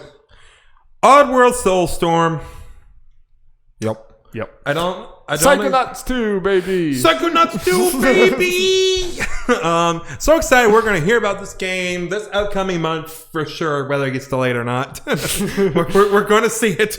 Yeah. But I'm excited to hear more for it. It's supposed to come out last year, so I feel kind of maybe good about it making this year. For your sake.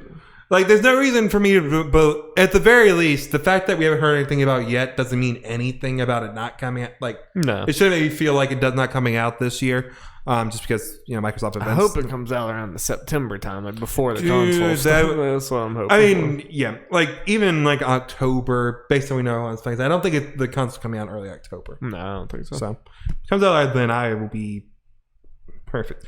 And unfortunately, I'm hoping it doesn't come out during Cyberpunk time because that's like the one thing that will get me away from Cyberpunk. I understand that. So yeah, very excited for that game. Unquestionably, the number one game I'm anticipating on this list. Yes, hell yeah, dude. Spiritfarer game we are both very excited about. Yeah, it's another one I could see being pushed out of this year, but it's another one that could drop at any moment too. Yep. With being more of a smaller indie game. Mm-hmm. Definitely very interested in it. The demo is really cool. I think there's a chance that the whole management part of it kind of turns me off, but from what I played so far, I think the management stuff was going pretty well into the gameplay and the story and the thing of it, and it's just seems like a very cute and warm game, but also a game that's going to make me cry a lot. Yep. Best part is, Darby? Game Pass. Speaking of Game Pass, tell me why. We'll finally hear more about that game next month. I think it's safe to assume we're supposed to come out around now, I believe. So I think it gets get pushed back a little bit at the very least. Yeah, but shit's gonna delay. But it can still make this year. I'm excited to give it a try. Yeah. No, I mean, we don't have much to go off of, but from the little bit we saw, it was Game Pass, which is Exciting. Don't know. I'm always interested. I need to freaking play Life is Strange 2. I mean, We do. I would definitely not play this when I Yeah. still haven't played Life is Strange 2. That would feel dumb. Yeah, that's true. Yeah. Yeah. It will give us a deadline of what we feel like to get it done once we get that date. And then we can do a spoiler cast for that. Final. Super duper late. Yep. Vampire the Masquerade Bloodlines 2. This game could easily be pushed out of this year. Yeah, but it has been shown so much recently, so it's like I don't know. But either way, I don't know. I kind of don't want, like, it would kind of suck if Cyberpunk and this game came out around the same time, because they both seem to be scratching the same itch of, like, play this world however you want and go. Be real, it could get pushed out just to get away from Cyberpunk, because like you said, they're too similar. Like, I want to play both Yeah. games for the same reason of them being like an RPG-ass RPG. Yeah. like when we look at games like Paper Mario and Ghost of Tsushima coming out at the same time, they're so far apart. Like, who gives a shit? Animal Crossing and Doom. Yeah, like who cares? These games are, like you said, way too similar to like. There's too much crossover, and Cyberpunk's not going to be hurt. And I'm going to choose Cyberpunk. Yeah. I mean, that's just what's going to happen. Yep. Yeah. But yeah, I'm excited to see more about that game. It looks very interesting and good. Yeah, I am too. Another Ubisoft game I'm very excited to see more about, this upcoming month in 2 weeks. Watch Dogs Legion, which is supposed to come out this year. It's been a full ass year since we've seen this game. Yeah. Over a year. Yeah, a little over here at this point, yeah. Yeah. I'm very interested to see what happened, like what this game looks like now, because it has been a year, and Hey, wasn't it supposed to come out in like February? March, like early March, like the first week of March. So yeah, I'm very curious to see if like something kind of changed the game or Yeah, I hope it stays in 2020, kind of. But I also know that it's going to get left behind a little bit for you, Yeah. Well, yeah. So for a while at least. So the reason I have like Watch Dogs and Gods and Monsters on this list, I try to keep it to just kind of, as of right now, kind of confirmed 2020 games. I guess Watch Dogs kind of is more so, but we do know from Ubisoft investor like meetings and notes and stuff that they have 5 AAA games or something like that are going to come out between now and the end of March, and 3 at the end of this year, and then 2 in January, February, and March of next year. And based on what it sounded like, it seems like it is going to be Assassin's Creed, Watch Dogs, and Gods and Monsters. Probably a new Far Cry. Far Cry, no, I think it's pretty much confirmed, not officially, that Far Cry is going to be one of the games for next year. And then like a Ghost Recon or Tom Clancy game. Ubisoft is like the most predictable company in the world. Yeah, so hopefully those all hit. But the end of this next year is going to, the upcoming year is going to be crazy as far as those kind of games go, especially since a lot of games seem to be kind of be around console launch time, which I'm not liking.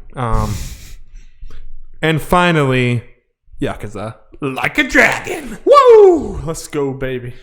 Let's go. I have to like soul search myself and say like, am I just gonna bypass the entire Yakuza series and play this game because I'm more interested in this one from a combat perspective? Like, I don't know. If we're going to, for a game that seems like the right one. Yeah. I mean, I was enjoying Yakuza 0 from a story perspective, and I'm definitely, if I keep playing, I'm going to keep playing with Ginny and Wolfie, because we were all enjoying just how wacky and stupid it was. But that beat 'em up stuff is just, it's not my jam anyway. It can be in the right one, but it's just naturally from it's not really my jam. And then just, it's so repetitive. It's like, I don't feel like it's a great beat 'em up even within beat 'em ups. I think that's not why people like Yakuza. I think people like it because of the story and everything else. But like, I'm not that far into it, and I already felt like I was just dealing with the gameplay to get to more story. So I don't know. The idea of doing that for fucking 6 games sounds like a lot, but 6 more games. Yeah, sounds like a lot. Yeah. So I don't know. Well, that's the end of this. That's the end of that segment and the end of our podcast. So I mean, what do you think? What is your like few games that you were most looking forward to in this list? Like your like 3 or 4 games or something? Do you think are like top of your like desire list? Because mine is definitely like Cyberpunk is obviously like tippy top everything. That is the thing that is like first and foremost on my mind for the rest of the year. But honestly, like Kena is really far up there for me. Yeah, I think that would also 100% be up there. I mean, probably like I'm kind of more excited for Kena than even like Miles Morales, just because it looks different and looks like a cool new thing for me or whatever. But Miles Morales is definitely also up there. There's a lot of stuff in this list that I think is are look like good games, just not necessarily for me. Yeah, games I feel like, assuming I just run through this just real quick, and I can name like which ones are gonna be the top ones, I guess. That as long as the dates are good, like I feel confident I'm just gonna be getting Paper Mario, Chris Tales, Cyberpunk, Digimon Survive, and No More Heroes. If those come out, obviously Kena and Spider-Man. Psychonauts is, like I said, the top one. Those are probably the ones where I'm kind of at this point, like, as long as the dates work out and everything, like there's nothing like directly on top of it, I'm probably getting those games day one. Right.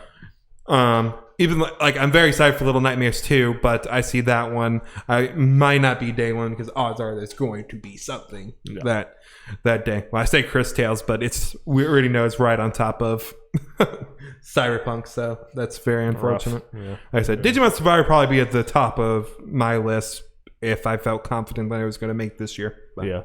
Okay. Yeah. But obviously, Psychonauts top. Cool. Very excited for Paper Mario in 3 weeks. 3 weeks. Nice. And Iron Man VR this week. Oh, ladies and gentlemen, let us know what you're looking forward to in 2020. What games are at the tippy top of your list? Let us know. Tippity toop top. And yeah, make sure you go check out that Last of Us 2 spoiler cast at Respawn Aim Fire with a bunch of beautiful, wonderful people that we love a lot. Check out Settle It, which is our new show where me and Jeff challenge each other every week to weird video game challenges and do some funny skits and some wacky mumbo jumbo. Stay tuned for probably more Last of Us Part 2 spoiler content because we just can't stop talking about this game. The more it sets in my brain, the more I want to talk about it. Mm-hmm. And apparently an Avatar spoiler show. Lots of cool things coming down the pipeline. So stay tuned to Nerds at Large. It's going to be a fun time. And with that, hasta la vista. Hasta la pasta, baby.